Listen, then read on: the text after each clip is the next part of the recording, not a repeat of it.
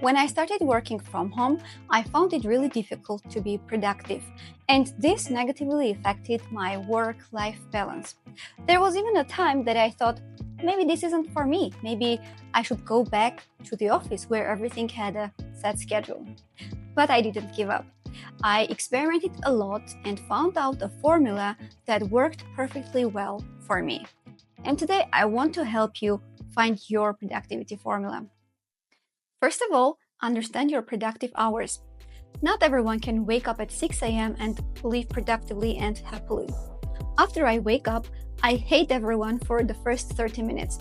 I need time to really adjust to the mornings. When I was working from the office, I found it really difficult to get dressed and get somewhere to work because it was really fast-paced. That's why I decided to work on my own terms. In my A Day in the Life video, I already showed you that I work in the afternoon, take some personal time, and then get back to work in the evening. I found out that I'm really productive in the evenings and I get a lot done. This is why I created the schedule around the productivity hours that work for me. So if you are struggling to be productive, first of all, understand when you are most productive. This will really help. Now tell me, how often do you visit your doctor? And do you think that your procrastination has anything to do with your health? No? Okay, let me tell you my personal story. A year ago, I was really demotivated, I was bloated all the time, I was sleepy. And that's when my sister suggested visiting the doctor. After several health checks, I found out that I'm lactose intolerant, but I was consuming dairy every single day. After cutting out dairy from my daily routine, I found out that I'm productive again and I love life. So, if you are demotivated, if you procrastinate all the time, go visit your doctor and understand if everything is okay with your health. Please note that this is not a medical advice. This is just my experience I'm sharing with you.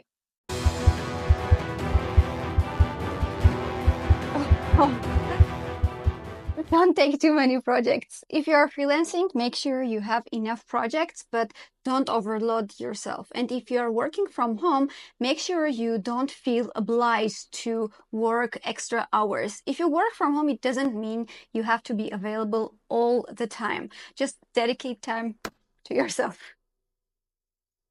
Okay, you promised me to visit your doctor when something's wrong with your health, right? Now tell me one more thing. Do you work over the weekend? If your answer is yes, why? Why do you work over the weekend? Go do something else. When you work from home, it's really easy to be so much at home that you forget about time and you feel so comfortable that you might even cancel your plans just to stay inside. Does it sound familiar? I understand that lots of you guys have a full-time job, a side gig, and a lot of other things going on in your life. And I understand sometimes it's not possible to get 2 days off of the week to relax. For example, right now I'm going through a 6-month training program, and with a full-time job, it's difficult to manage this full-time training course. What I do is I sometimes work on Saturdays and I completely relax during Sundays. Your life shouldn't be all about work. Understand what activities make you happy and feel energized to get back to work.